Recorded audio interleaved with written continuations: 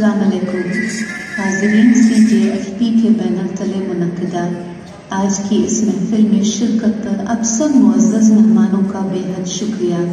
आइए देखते हैं बॉलीवुड की खूबरू अदाकारा मुमताज़ के फ़नी सफ़र पर मबनी डॉक्यूमेंट्री।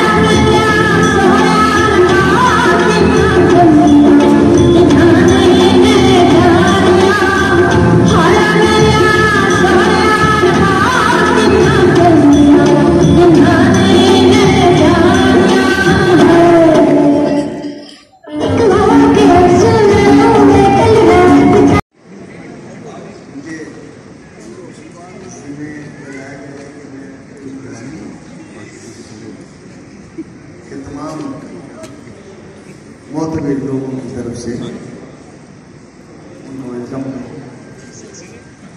उस हस्ती को जो अचानक चली गई पाकिस्तान फिल्म इंडस्ट्री से, अचानक ही आ गई।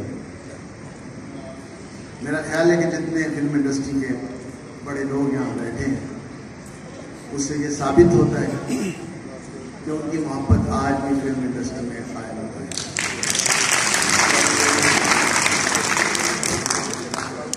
मैं चाहूँगा कि जब वो स्टेज पे आए तो उनको अपनी मोहब्बत का अंदाजा होना चाहिए कि हम उनसे कितनी मोहब्बत करते हैं।